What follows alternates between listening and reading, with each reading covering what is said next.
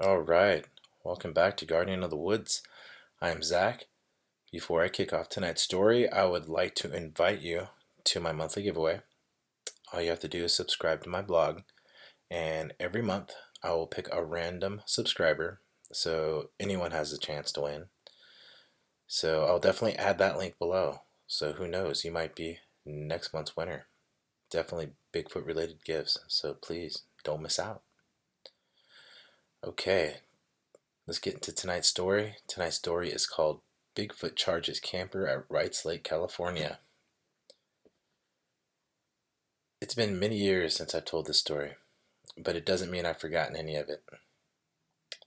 What I'm about to tell you is plenty enough to bring a scary Bigfoot encounter story into anyone's mind for a few lifetimes, if you ask me. But that's my opinion, and plus probably because I'm the one that lived it. The summer of 2005, I wanted to go back to the beautiful Northern California town of Camino. A little town I lived in many years ago, a place where I would love to go up into the Desolation Wilderness as often as I could. The trout fishing there was really incredible, and it always left a wonderful lasting memory within me. Since moving from the area, I hadn't been there in years. I had talked to a friend of mine about going up and camping overnight to do some stream fishing and some hiking. He agreed and also invited another friend of his for the ride. We had gotten up there earlier that afternoon and hiked upstream from Wrights Lake, then set up our camp. A couple hours later, a ranger came by and informed us that we hadn't actually made it to the Desolation Wilderness yet, and that we needed to keep hiking for a bit more.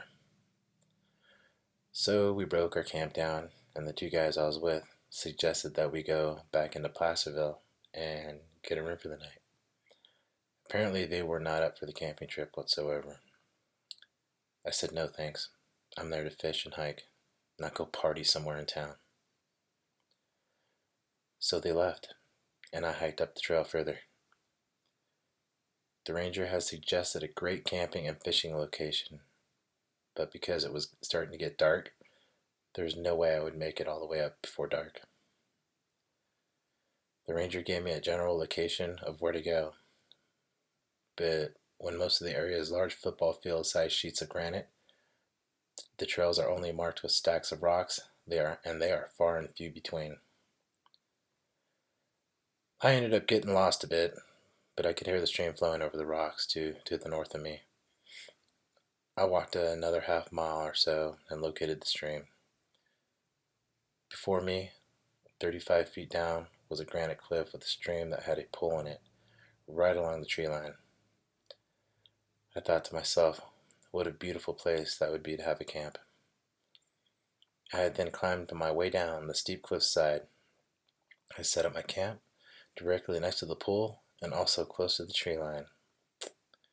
The pool was on the right of me. I had started fishing as soon as my tent was back up, and I had a gorgeous finish to a very nice day. After it got dark, I climbed into my sleeping bag, looking to the east of the Crystal Range. I watched as the glow of a full moon works its way up over the top of the granite mountains. Once my day was complete, I decided to go to sleep.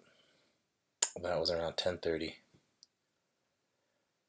As I started to drift off, I heard that what I can only describe as a very low rumbling growl. Now remember, I go into the wilderness, but I never go, especially a place like that has bears around. I always carry a handgun with me. On this occasion, it was my .45 compact. When I heard the growl, it really scared the crap out of me, because it was way too close to me. I jumped up with my .45 in hand and looked out at the top of the mesh of the tent. I could see a dark mass, about 4.5 feet tall, right at the edge of the tent, 6 feet from my head. I had yelled some really loud obscenities and began climbing out of my tent. Once I was clear of the door, I brought out my pistol and fired into a dead tree a few feet away from what I thought was a black bear. As soon as the pistol went off, it turned and ran back into the brush, but it didn't seem to go very far, and that concerned me. Bears will usually run like hell, and for a long time when they get a shot like that close to them. This seemed to go maybe 50 feet or so into the very thick brush. No more. I could hear it thrashing about as it moved deeper into the trees, but then it just stopped. It all went quiet for about 15 minutes or so, and then I tried going back to sleep.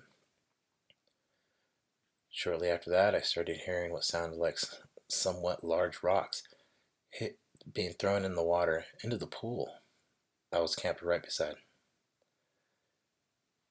It would happen every couple minutes or so. It was the sound of not only the splash, but also of the rocks hitting other rocks, submerged in shiny deep water. I could hear that underwater cracking sound. This really concerned me, thinking the bear may be circling my camp, trying to get to me at another angle. I got out of my tent on several occasions, and I was trying to see if I could make out any movement on the other side of the stream, but nothing. I usually keep a small flashlight with me, which I had in my backpack, but it was one of those small ones that you shake and it charges, but only lights up for a few minutes. Not much of a flashlight if you ask me. Worse yet, the handle was a clear handle, so when the light lit up, the handle lit up, and it actually made it harder to see. I had a full moon though. The area is surrounded with stark white granite slabs, so I could see pretty clearly. It went on like this until 2 in the morning. That was when I got another visit. I didn't get to see it this time, but I heard movement really close to my tent again, the same place as before. And when I yelled at it, I got a return. I got a return sound this time, and it sounded a lot like oof, oof, but much deeper. I just jumped out of my tent, once again thinking I would see it this time, but I didn't. Still, I put another shot into the dead tree, and off it went, crashing into the woods. Once again, only about 50 feet back, then it stopped. There was something odd about this. When it was running, it sounded like it was running on 2 feet. I didn't catch it until later on, when I listened to a recording of a bipedal creature walking from an old Bigfoot site I had watched back in the day. It was only on 2 feet. That concerned me. To realize that it didn't sound like a four-legged animal at the time, but I didn't know. I didn't know the difference until I heard those old recordings. Anyway, still thinking I was dealing with a rogue bear, I was trying to figure out what it wanted. Was I camped in its trail on the way to the water? Was it used to finding food in people's tents? What was it? I didn't know. This particular place was way off the trail. It didn't appear to have any trash whatsoever, and hikers are messy. Hikers usually leave some kind of sign of trash, fish hooks, something to say they were there. But this place was clean. Nothing. At that point, I had decided to take my sleeping bag out of my tent and move over to the middle of the big slab of granite I was on. There was about a 4-foot tall ledge facing the woods where all activity was coming from. Plus now, the tree line was 50 feet away instead of 6 feet like before, thinking this would give me some advance warning if whatever was in the tree line had decided to charge me. The rocks kept flying, and I kept trying to sleep with one eye open, hoping the sun would come up soon, and me checking my watch would seem like for hours. Then she showed up. At that time it was around 4:40 in the morning, and something had awoken me. I had heard some movement at the tree line again, and I looked towards where it had all began. I didn't see anything, but then I looked at my tent. Standing right next to my tent was the creature. My tent was about 4 foot tall, maybe a little less, and what I saw easily was twice that, if not more. I couldn't see any features, just an outline. Then it took a couple steps towards me. I almost pissed my pants at that time. I picked up my 45 and I took a shot off to the left of it. It stopped, but it just stopped and looked at me. Then it started walking towards me again. It was very fast this time. I don't mean fast like running at me. I just mean that its steps were so huge, the distance between me and it was closing fast. Had it been a bear, I would have shot it immediately. But honestly, I don't think my 45 would have been able to stop this thing. One shot definitely would have killed a bear. But this, it wouldn't have made a dent on it. My life was in danger at this point. Then as it was approaching me, I took another shot. But this one much closer. Real close to it. I could see it very clearly at this point. And yes, at this moment, I pissed myself.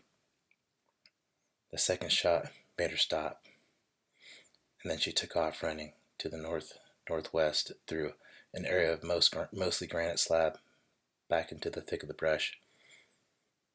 This was the last time I saw her.